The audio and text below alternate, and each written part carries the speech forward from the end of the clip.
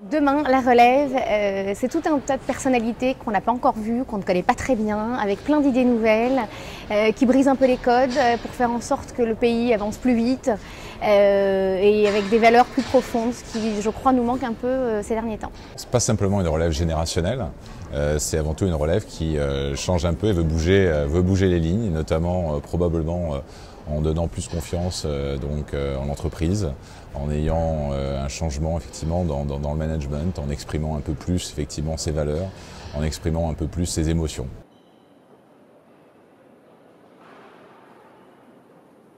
La jeunesse a cette joie de vivre et elle a cette joie de faire avancer un monde dans un sens qui n'est pas forcément celui qu'on a connu depuis très longtemps. Ce ne sera pas que des gens qui ont réussi, ce sera surtout des gens qui essayent. C'est une génération qui ne raisonne pas comme ses parents ou ses grands-parents. Elle est dans l'impatience, elle est dans l'exécution, elle est dans le projet qui fait du sens et c'est très enthousiasmant. C'est plus jeune, plus péchu, plus optimiste. Aujourd'hui, je trouve que le ciel est gris. Je trouve qu'on a du mal à voir justement les rayons de soleil qui percent tout de même. On a du mal à voir tous les éléments d'optimisme, de dynamisme, d'innovation, toutes ces personnes qui ont envie d'apporter énormément pour la France, toute cette diversité qui est une richesse pour la France. Il y a beaucoup de choses dont on peut être extrêmement fier. Demain la relève, c'est mes enfants. Bonjour, nous sommes Nili et Benjamin de Lilywood and the Prick. Et pour nous, la relève, c'est l'ouverture d'esprit et la bienveillance.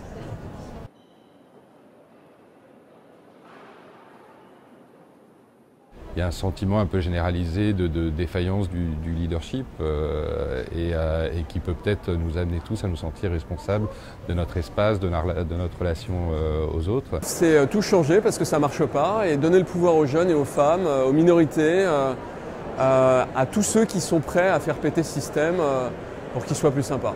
On voit le monde de façon totalement différente et il faut faire en sorte qu'on arrête d'avoir tous ces vieux grigous qui nous mettent dans le mur tous les jours, quoi. Ce sera des gens plus jeunes qu'aujourd'hui, car ce qui mine un pays comme la France, c'est que ses élites sont trop âgées. En réalité, la France est dirigée par une gérontocratie et pour appréhender les bouleversements technologiques et sociaux qui arrivent, il faut des gens plus jeunes, il faut des digital natives. J'espère que la nouvelle génération sera capable de repenser le système en remettant en cause ce que les précédents ont considéré comme intouchable. Peut-être la crise la plus forte qu'on a en ce moment, c'est celle-ci. C'est de sentir que la politique ne peut plus rien pour nous. Elle n'est surtout pas dans un combat politique. Elle vient de la diversité, elle vient de partout. Et plutôt que de chercher à faire carrière, elle cherche à faire tout court et à avoir un impact le plus positif possible qui fasse sens.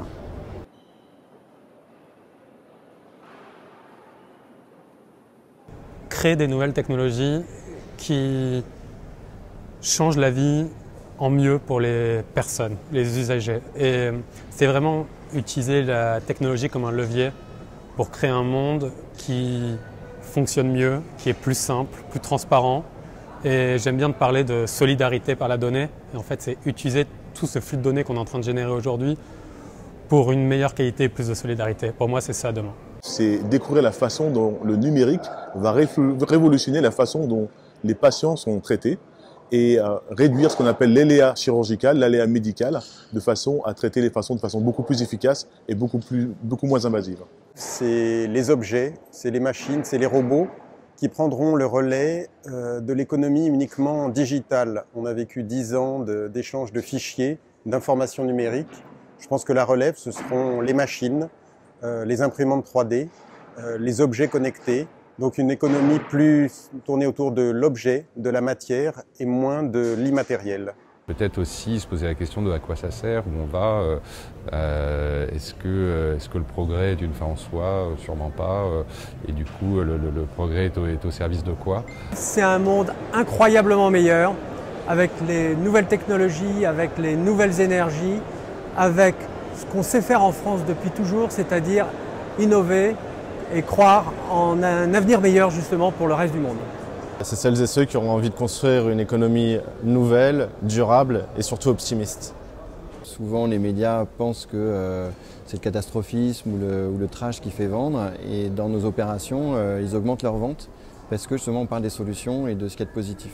C'est une génération d'entrepreneurs, d'intrapreneurs qui sont capables d'exercer leur discernement, leur autonomie, et leurs idées justement au travers de projets avec de l'ambition. Il y a plein de solutions à inventer, donc il faut voilà, essayer de les inventer, peut-être de façon un peu plus concertée, solidaire et horizontale, et de façon moins verticale que le monde politique ne le produit aujourd'hui, que le monde économique d'ailleurs aussi ne le produit aujourd'hui. Et de ce point de vue-là, la culture, le secteur culturel peut être une alliée pour essayer d'apporter de nouveaux raisonnements dans cette façon de trouver de nouveaux horizons. En architecture et dans l'urbanisme, je pense que c'est de prendre les questions du développement durable, les urgences climatiques, et d'en faire en fait le point de départ du projet d'architecture, et de penser que c'est aussi le moteur de nouveaux comportements sociaux, donc des manières d'habiter. C'est également en fait une nouvelle esthétique. Et ça, je pense que c'est important de se dire qu'une nouvelle forme de beauté aussi peut apparaître à travers ça. Et en tant qu'architecte, je pense qu'il y a eu des moments de révolution, si on veut, comme la modernité, l'industrie a pu révolutionner l'architecture, transformer son esthétique. Je pense que de la même manière, les questions du climat peuvent transformer la forme de l'architecture.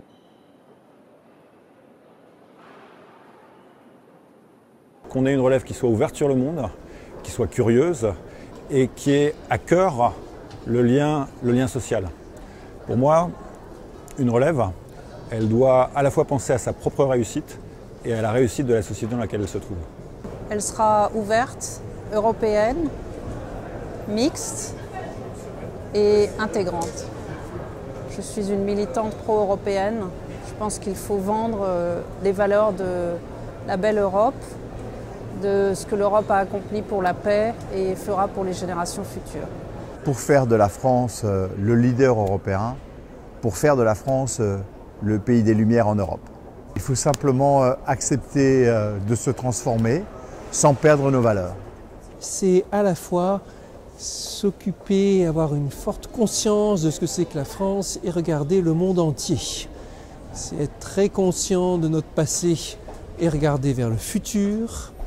C'est bien avoir en tête ce qu'on veut faire et en même temps avoir un sens des responsabilités par rapport à la marche du monde. C'est un exercice de responsabilité, de dynamisme, de réalisme et d'idées larges.